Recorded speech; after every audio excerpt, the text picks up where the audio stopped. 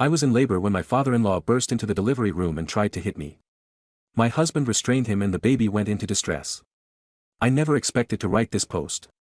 3 weeks ago I, 24F, was in the delivery room with my husband, Caleb 27M. When my father-in-law, George, 54M, burst into the room uninvited and tried to hit me. Yes, you read that correctly. He attempted to assault me while I was in the middle of delivering our child. My husband grabbed him in a chokehold before he could touch me. Hospital security removed him and the stress sent our baby into distress.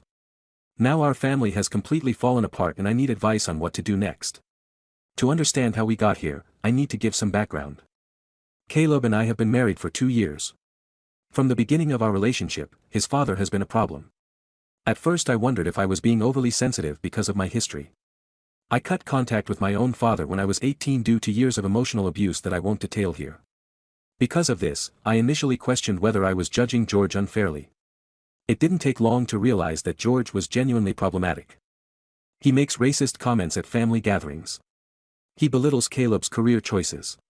He speaks to his wife, Martha 52F, like she's beneath him. I get along wonderfully with Martha.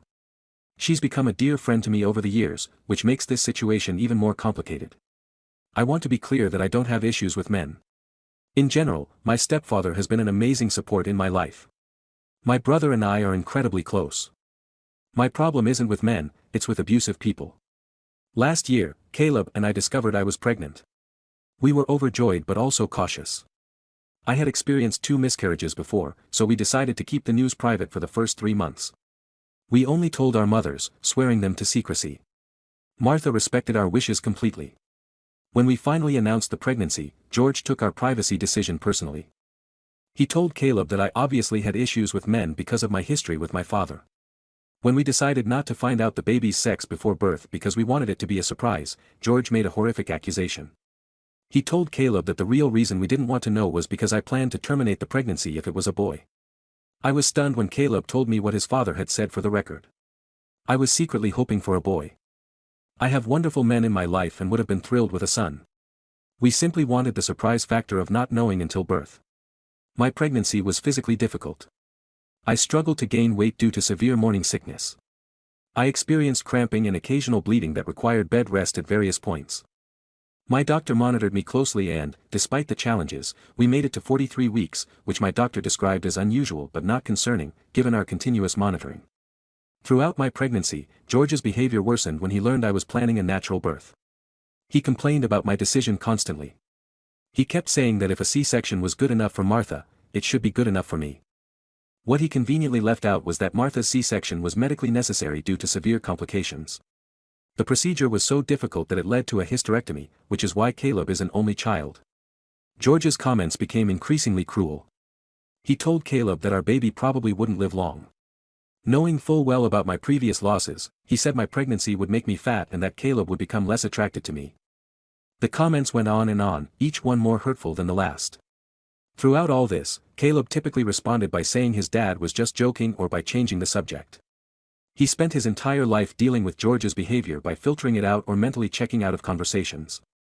I understood this was a coping mechanism, but it meant George's behavior continued unchecked.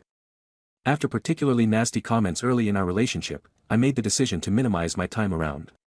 Caleb supported this choice, though he still visited his parents regularly. As my pregnancy progressed, we had serious discussions about George's temper and agreed that our child would never be left alone with him. Now to the birth. I went into labor 3 weeks ago. We went to the hospital where I planned to deliver with minimal intervention, supported by my midwife. The labor was difficult, long and painful. After about 13 hours I was exhausted but making progress. I had specifically instructed the hospital staff not to allow anyone into the delivery room except those I had approved. This was partly because I feared my estranged father might somehow find out I was in labor and show up. The hospital assured me they would respect my wishes. Despite these precautions, 13 hours into my labor, the door burst open and George and Martha enter the room. I couldn't believe it. Here I was in the most vulnerable position imaginable, dealing with contractions from a baby that we later learned was 11 pounds. When the one person I absolutely did not want to see walked in, I lost control. After 13 hours of labor pain and months of his verbal abuse, something in me snapped. I shouted at him, calling him an abusive person and demanding he leave immediately. I told him nothing was coming out of my body while he was in the room and that if he wanted to meet his grandchild, he needed to get out now. George turned purple with rage. He lunged toward me and raised his hand. It was clear he intended to hit me, though he hesitated when he seemed to realize we were in a hospital setting. Before he could decide what to do, Caleb grabbed him from behind and put him in a chokehold. Caleb is significantly larger than his father, about 50 pounds heavier and 6 inches taller. The look in Caleb's eyes made me think he might seriously hurt his father if no one intervened. Thankfully, hospital security arrived quickly and removed George. Martha stayed behind, apologizing profusely and crying. The stress of the confrontation caused our baby to go into distress. I began panicking, which stalled my labor. The medical team had to intervene with various techniques to help me progress again. 2 hours after George was removed, our daughter was born, with Caleb, my mother and Martha present. She was healthy despite the complications and we named her Lily. In the aftermath, Caleb and I have been struggling with what to do. I want no contact with George, but this creates several problems. Martha is partially paralyzed from a car accident years ago. She relies on George financially and physically for mobility. If we cut off George completely, we effectively cut off Martha too. Caleb would lose both parents and Lily would only know my mother as a grandparent, since my father is already out of the picture. There's also the legal question. Part of me wants to report George's attempted assault to the police. However, our state has a 3 strikes law for violent offenders. What Caleb never told me until recently is that George has 2 prior convictions for domestic violence, both involving incidents with Caleb when he was a minor. There were multiple other arrests where Martha dropped the charges. The physical abuse apparently stopped only when Caleb grew large enough to defend himself and his mother. If I pressed charges now, George would almost certainly go to prison for a long time under the 3 strikes rule. While he deserves consequences for his actions, I don't want to be responsible for Martha losing her caretaker and financial support. I also don't want Lily's birth to be forever associated with sending her grandfather to prison. After leaving the hospital, we told George directly that we didn't want him around me or the baby. He ignored this and showed up at our house with Martha a few days later. Caleb physically blocked him from entering, while allowing Martha to visit. Since then, Martha has visited alone several times, but George is not returned. What do I do now? What do we do now? I want George completely out of our lives, the same way my father is, but I don't want to lose Martha and I don't want Caleb to lose his mother. I don't want my daughter to have no grandparents on her father's side, but I also don't want my daughter around someone who attempted to assault her mother during childbirth and who has a documented history of violence. Am I being too quick to cut him off because of my history with my own father? Is there any middle ground here that protects our family while maintaining a relationship with Martha? Update 1. First, I want to thank everyone who commented on my original post. Your support and advice helped more than you know during one of the most difficult periods of my life. It's been 2 weeks since I shared our story and there have been significant developments. I wanted to update you on. The morning after I posted, Caleb approached me about the situation with George before I could bring it up. I was exhausted from taking care of Lily and barely sleeping, but he insisted we needed to talk. What he told me shocked me. Caleb revealed that George's behavior at the hospital wasn't the first time his father had attempted to physically intimidate me. Apparently, at our wedding reception 2 years ago, George had gotten drunk and made threatening movements toward me when I was alone getting drinks for Caleb and myself. Caleb's cousin, Jake, witnessed this and intervened, pulling George away before I even noticed. Jake and Caleb agreed not to tell me to avoid ruining our wedding day. This revelation hit me hard. For 2 years, I'd been around someone who had wanted to hurt me and I hadn't even known. Caleb apologized repeatedly for keeping this from me, explaining that he thought it was an isolated incident fueled by alcohol. He realized now that his father's pattern of escalation should have been addressed much sooner. Caleb and I talked for hours that day. We both shed tears as we discussed what George's presence in our lives would mean for Lily. Caleb admitted that he'd spent his entire life normalizing his father's behavior, making excuses and checking out mentally when things got bad. Seeing George attempt to assault me while I was giving birth to our daughter was the wake-up call he needed. Together, we made the decision to completely cut contact with George. We agreed that keeping him in our lives would ultimately harm Lily and any future children we might have. The cycle of abuse needed to end with us. The next challenge was talking to Martha. Caleb visited her alone the following day while I stayed home with Lily. He returned looking drained but resolute. Martha's reaction was not what we expected. Instead of defending George, as she had done throughout their marriage, Martha revealed something that changed everything. She had been planning to leave George for months. The incident at the hospital was the final straw. She disclosed that she had been secretly working with a disability advocate and had secured accessible housing and a community for people with physical disabilities. She had also been saving money from her part-time, remote job that George didn't know about. Martha explained that she had stayed with George all these years, partly due to her physical limitations and financial dependence, but mostly out of fear. The day George tried to hit me in the hospital was the day she realized he would never change and she couldn't enable his behavior any longer. Caleb was stunned. He had no idea his mother had been planning this escape. Martha asked for our help with her transition, which we immediately agreed to provide. She moved into her new apartment last week with Caleb and some friends helping transport her belongings while George was at work. George's reaction to Martha's departure was exactly what we feared. He showed up at our house the next day pounding on the door and shouting accusations. He claimed I had poisoned his family against him and stolen his wife and son. He demanded to know where Martha was. We didn't open the door and call the police instead. By the time they arrived, George had left, but we filed a report documenting the incident. The officers who took our statement suggested we file for a restraining order, which we did immediately. We included documentation of the hospital incident and Caleb's statement about George's history of violence. The temporary order was granted and we're waiting for the hearing date for the permanent order. Martha is adjusting to her new independence. She seems lighter somehow, despite the challenges of living alone with her physical limitations.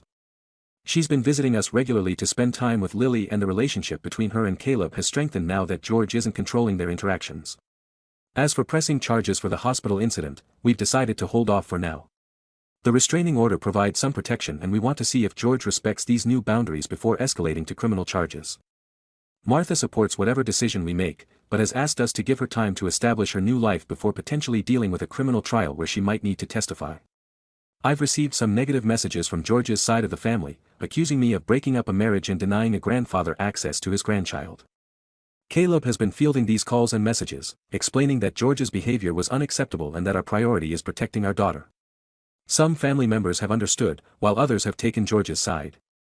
Throughout all this, Lily has been our anchor. Caring for her keeps us focused on what really matters. She's growing quickly and starting to show her personality. Caleb is an amazing father and watching him with our daughter reminds me daily that the cycle of abuse can be broken. We're still taking things day by day, but we're united in our decision to keep George out of our lives. Martha's unexpected strength and decision to leave him has made the situation both easier and more complicated, but we're committed to supporting her new journey while protecting our own little family. I'll update again when there are new developments or after the restraining order hearing. Update 2. It's been a month since my last update and the situation with George has escalated in ways we never expected. The restraining order hearing happened 2 weeks ago. Caleb, Martha, and I all testified about George's behavior, including the hospital incident and his history of violence. The judge granted a 1-year restraining order prohibiting George from coming within 500 feet of our home, Lily, Caleb, or me. What we didn't anticipate was George's reaction to losing both his wife and the court case. 3 days after the hearing, Martha's new apartment was broken into. Nothing valuable was taken, but her personal items were scattered everywhere. The police couldn't prove it was George, as there were no witnesses or cameras, but we all knew Martha was shaken but refused to let fear drive her decisions. She had a security system installed and continued living independently. Then came the revelation that changed everything. Caleb's aunt, George's sister, reached out to us with information she felt we needed to know. She had remained silent for years out of family loyalty, but after hearing about the hospital incident she couldn't keep quiet any longer. According to Caleb's aunt, George had been violent long before his marriage to Martha. In his early 20s he had dated a woman who ended up in the hospital after what was reported as a fall down the stairs. George was questioned but never charged. The aunt had witnessed George's violent temper with this woman before the incident and had always suspected he was responsible. More disturbing was what she told us about Caleb's birth. Martha's emergency C-section and subsequent hysterectomy weren't just medical complications, as we've been told. According to the aunt, George had pushed Martha during an argument when she was 9 months pregnant, causing her to fall and leading to the emergency surgery. The hospital staff had suspected abuse, but Martha denied everything, claiming she had tripped. Caleb was devastated by this information. The story of his birth had been a complete lie. The aunt provided old family letters and photos that supported her claims, including correspondence between family members expressing concern about George's treatment of Martha before and after Caleb's birth. Armed with this new information, we went to the police to add to our existing reports. The officer who took our statement was concerned enough to assign a detective to look into the pattern of behavior. The detective interviewed Martha, who finally confirmed the truth about Caleb's birth and the years of abuse she had endured. Martha's confession opened floodgates of emotion. She shared how George had controlled every aspect of her life since the accident that caused her paralysis, which she now admitted wasn't an accident at all. George had been driving recklessly during an argument, intentionally frightening her when he crashed the car. Her spinal injury was the result, but she had protected him, telling everyone he had swerved to avoid hitting an animal. For 30 years, Martha had hidden the full extent of George's abuse. Her recent decision to leave him hadn't been as sudden as she'd initially portrayed. She had been planning it for years, slowly building courage and resources. The district attorney is now reviewing the case to determine whether they can bring charges against George for the hospital incident, as well as potentially reopening investigations into the historical incidents. The three strikes law is still a factor, which means George could face significant prison time if convicted. Meanwhile, George has been retaliating in other ways.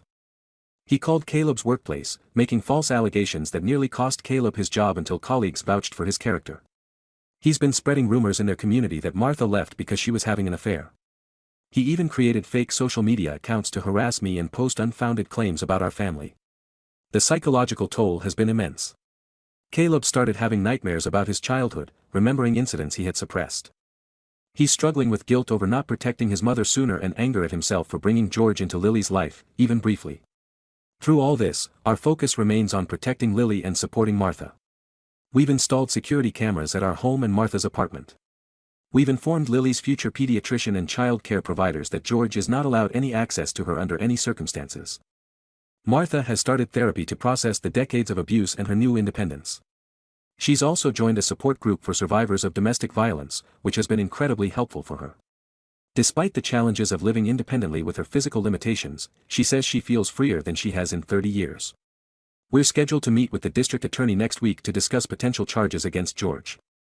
I'll update again after that meeting with whatever we decide and any new developments. Update 3, it's been 2 months since my last update and I believe this will be my final post about this situation. We've reached what feels like a resolution, though not the one we expected. First, the legal developments. After meeting with the district attorney, we decided to proceed with pressing charges against George for the attempted assault at the hospital. The evidence, including multiple witness statements from hospital staff, was substantial. Given George's prior convictions and the new information about his history of violence, the DA felt confident about the case. George was arrested and charged with attempted assault due to the three strikes law and the circumstances of the offense, attempting to assault someone in labor. He was denied bail and remained in custody awaiting trial. What we didn't anticipate was George's health situation. 2 weeks after his arrest, he collapsed in the jail and was rushed to the hospital. The diagnosis was a massive stroke that left him partially paralyzed on his right side and with significant cognitive impairment. The doctors believe the stroke was likely related to untreated high blood pressure in decades of heavy drinking. The criminal case has been complicated by his medical condition. The DA is still pursuing charges, but George's attorney is arguing that he's not competent to stand trial. Evaluations are ongoing, but the medical experts suggest his impairment is permanent and severe. George was eventually transferred from the hospital to a state-run long-term care facility for inmates with medical needs. The irony of his situation, now physically dependent on others after causing Martha's paralysis, hasn't escaped any of us. Martha's reaction to George's medical crisis was complex. Despite everything he put her through, 30 years of marriage left its mark. She visited him once in the hospital before he was transferred to the state facility. She reported that he didn't recognize her and became agitated during the visit. After consulting with her therapist, Martha decided not to visit again, focusing instead on her own healing and new life. The family dynamics have shifted dramatically. Some of George's relatives who initially sided with him have apologized to us after learning the full history. Others maintain that Martha and Caleb abandoned George when he needed them most, ignoring the decades of abuse that preceded this moment. Caleb has processed much of his childhood trauma through therapy. He's become an advocate for domestic violence awareness, particularly focused on helping children who witness abuse. Watching him channel his pain into helping others has been incredible. Martha continues to thrive in her independent living situation. She's become active in her new community and has even started dating someone she met in her building, a kind widower who treats her with respect and dignity. After decades of abuse, seeing her experience a healthy relationship has been healing for all of us. As for Lily, she's growing and developing beautifully. At 5 months old, she's hitting all her milestones and bringing joy wherever she goes.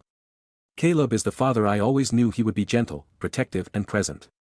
The cycle of abuse that dominated both our childhoods has been decisively broken.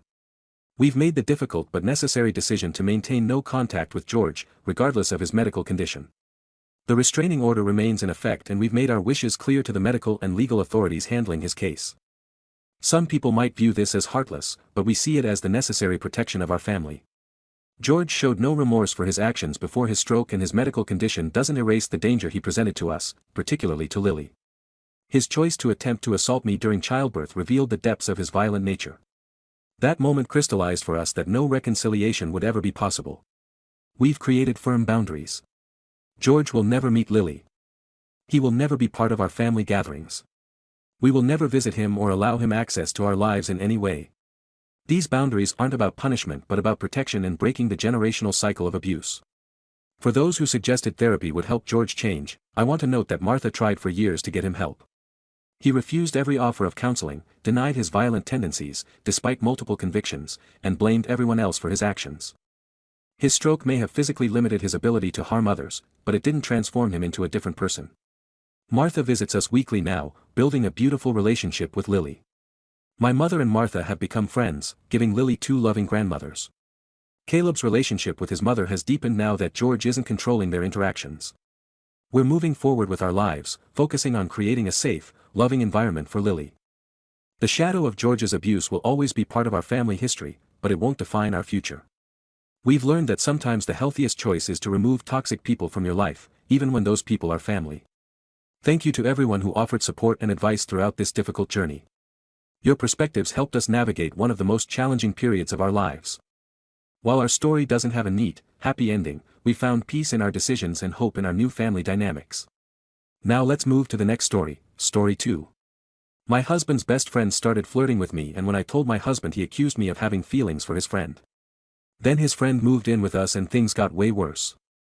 I, 26F, find myself in a situation that's slowly eroding my marriage and my sanity. It involves my husband, Bruce, 28M, and his best friend, Alex, 30M. I've been with Bruce for 6 years, married for 3, and I thought I knew what I was getting into when I said I do, but now I'm not so sure. Bruce and Alex have been inseparable since they were kids. They grew up on the same street in a small town in Oregon where everyone knew everyone else's business. Bruce was the shy, bookish type, always with his nose in a comic book or playing video games. Alex was the golden boy, charismatic, athletic and popular. By all accounts they shouldn't have been friends, but they clicked from day one. I met Bruce in college.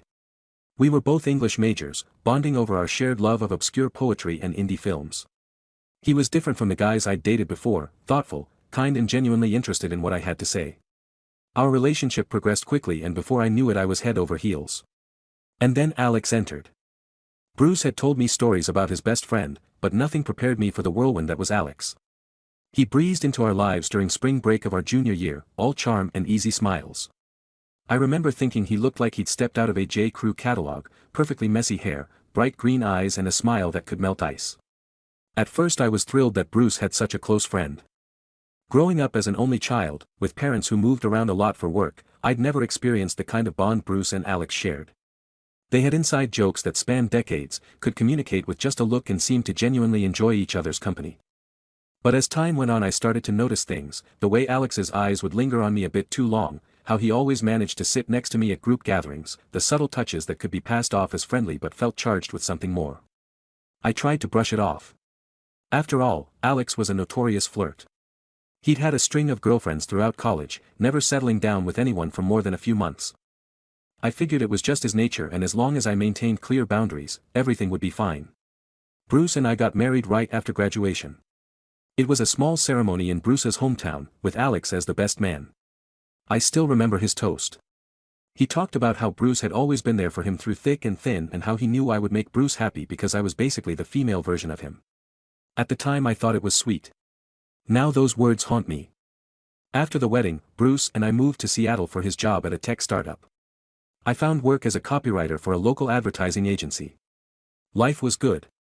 We were young, in love and building our future together. Alex moved to Seattle 6 months later. He claimed it was for a job opportunity, but I couldn't help wondering if there was more to it. He quickly became a fixture in our lives, always dropping by unannounced, joining us for dinner, tagging along on weekend trips. Things started to change. About a year ago Alex began dating Sierra, a pediatric nurse. He met at a charity event. She was sweet and down to earth, and for a while I thought Alex had finally found someone who could keep him grounded. But 3 months ago they broke up. Alex was devastated. Apparently, Sierra wanted to have children, but Alex had gotten a vasectomy years ago, adamant that he didn't want kids. The breakup was messy, with Alex accusing Sierra of trying to change him. Since then, Alex has been leaning on us, particularly me, for emotional support. He'll call or text at odd hours, wanting to talk about his feelings or seeking advice. I've noticed he rarely reaches out to Bruce for these heart-of-hearts, preferring to confide in me instead. Last weekend things came to a head. We were at a mutual friend's birthday party and Alex had clearly had too much to drink. Bruce was engrossed in a game of pool with some colleagues, leaving me to deal with an increasingly handsy Alex. He cornered me in the kitchen, his breath reeking of whiskey, he slurred, leaning in close. Bruce is a lucky guy if I'd met you first. He trailed off, his hand coming to rest on my waist. I froze, unsure of how to react without causing a scene. Thankfully, another friend walked in at that moment, breaking the tension. Alex stumbled away, leaving me shaken and confused. Now I'm at a loss. Do I tell Bruce about Alex's behavior? I'm worried it could destroy their friendship and I don't want to be the cause of that. But I also can't continue like this, constantly on edge around someone who's supposed to be a close friend. To make matters worse, we have a camping trip planned next month, just the three of us. It's an annual tradition that started back in college, but the thought of being isolated in the woods with Bruce and Alex for a whole weekend fills me with dread. I love Bruce with all my heart and I value the friendship we've built with Alex over the years, but I'm starting to feel like I'm caught in the middle of something I never asked for. There's a part of me that wonders if I'm overreacting. Maybe Alex is just going through a rough patch and needs support. Maybe I'm reading too much into innocent gestures. But then I remember the look in his eyes at the party, the weight of his hand on my waist, and I know in my gut that something isn't right. I've thought about talking to Sierra, Alex's ex, to get her perspective, but I'm worried that might be crossing a line. Plus, I don't want to drag her into this mess, if I'm just imagining things. Bruce has always been somewhat oblivious to social cues.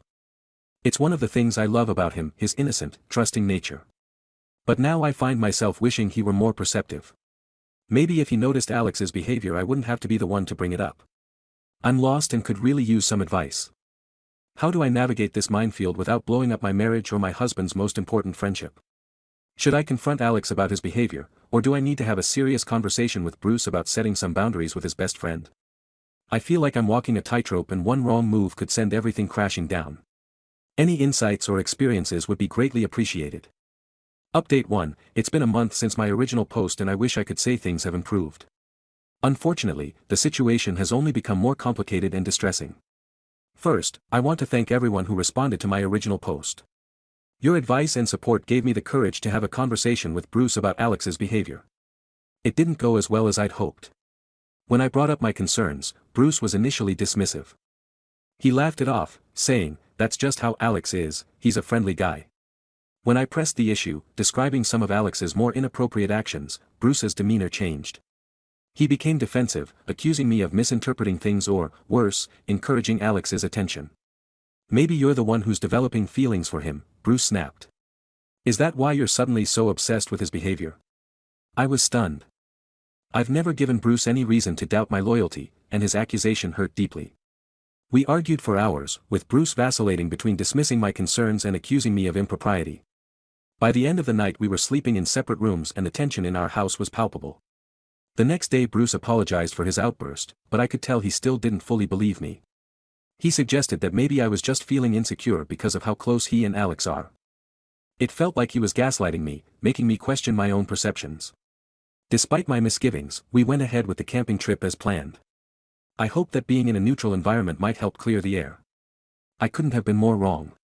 The first night around the campfire started pleasantly enough. We roasted marshmallows, shared stories, and for a while it felt like old times.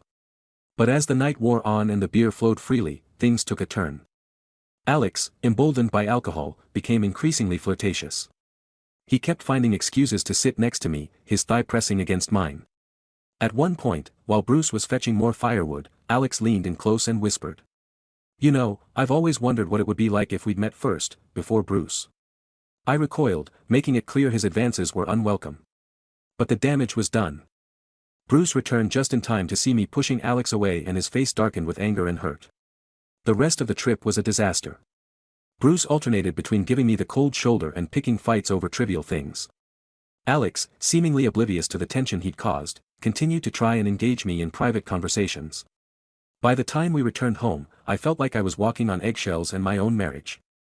Bruce's trust in me seemed shattered and he began checking my phone when he thought I wasn't looking. He started making snide comments about my relationship with Alex, implying that I was the one pursuing his best friend. Things came to a head last week when Bruce announced that Alex would be staying with us for a while. Apparently, Alex had lost his job and needed a place to crash until he got back on his feet. Bruce didn't even consult me before making this decision.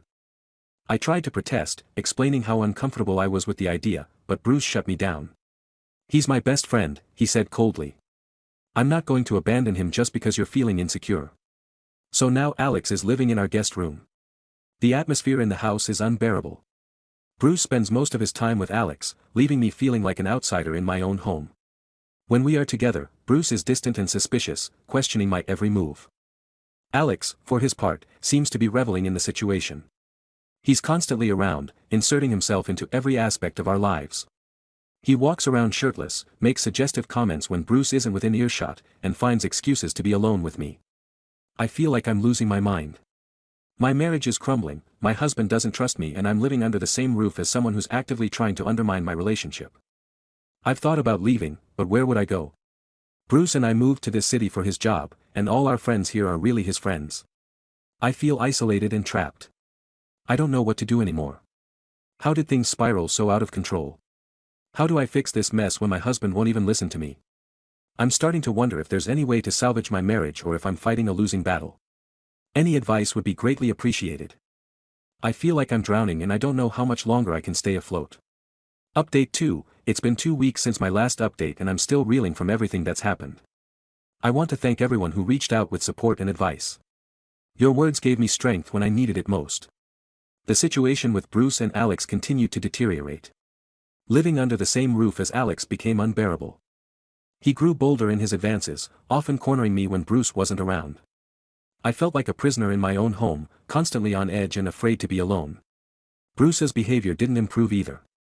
He became increasingly paranoid, accusing me of sneaking around with Alex behind his back. The trust between us was completely shattered.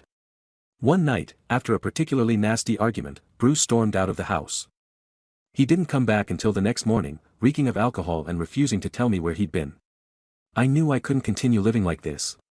I reached out to my sister, Emma, who lives a few hours away. I confided in her about everything that had been happening. She was horrified and immediately offered me a place to stay. The day I decided to leave was both the hardest and easiest of my life. I waited until both Bruce and Alex were out of the house. I packed a bag with essentials, wrote a note explaining that I needed some time away to think, and left my wedding ring on the kitchen counter. As I drove away, I felt a mixture of relief and heartbreak. I've been staying with Emma for the past week trying to process everything that's happened. Bruce has been calling and texting non-stop, alternating between angry accusations and tearful pleas for me to come home. I've blocked Alex's number entirely. Yesterday I received a call from an unknown number. It was Sierra, Alex's ex-girlfriend. She had heard through mutual friends about what was happening and wanted to talk. What she told me left me stunned. Apparently, Alex has a history of pursuing his friends' partners. Sierra revealed that before they started dating, Alex had made advances on his previous best friend's girlfriend, causing a huge rift in their friendship group. She also told me that Alex's vasectomy story was a lie. He had never had one. He simply used it as an excuse to break up with women when things got too serious. Armed with this new information, I decided it was time to confront Bruce. I asked him to meet me at a neutral location, a coffee shop halfway between Emma's place and our home. When Bruce arrived, he looked terrible, like he hadn't slept in days before he could say anything. I laid out everything I knew, Alex's history, his lies and his persistent harassment. I told Bruce about all the times Alex had made me uncomfortable, the things he said and did when Bruce wasn't around. To my surprise, Bruce broke down through tears. He confessed that he had suspected something was off with Alex for a while, but didn't want to believe it. He admitted that his accusations and paranoia stemmed from his own insecurities and fear of losing me. Bruce revealed that the night he didn't come home he had actually confronted Alex about his behavior. Alex had denied everything, gaslighting Bruce and playing on their years of friendship. Bruce, confused and hurt, had spent the night driving around trying to sort out his feelings. We talked for hours, laying everything out on the table. Bruce apologized profusely for not believing me, for letting his insecurities cloud his judgment and for putting our marriage in jeopardy. He told me he had kicked Alex out of our house the day after I left, finally seeing through his manipulations. I'm still processing everything. While I'm relieved that Bruce finally believes me, I'm hurt that it took me leaving for him to see the truth. The trust between us has been severely damaged and I'm not sure if it can be fully repaired. For now, I'm staying with Emma. Bruce and I have agreed to start couples counseling to work through our issues. We both recognize that we have a long road ahead of us if we want to save our marriage. As for Alex, Bruce has cut all ties with him. We've heard through the grapevine that he's trying to spin the story to make himself look like the victim, but thankfully, most of our friends have seen through his lies. I'm taking things one day at a time. I'm focusing on healing and figuring out what I want for my future. Whether that future includes Bruce remains to be seen, but I'm committed to putting myself first and not letting anyone make me feel unsafe or unvalued ever again. Thank you all for your support through this ordeal. Your advice and kind words have been a lifeline during the darkest moments. I'll update again when I have more clarity on where things stand.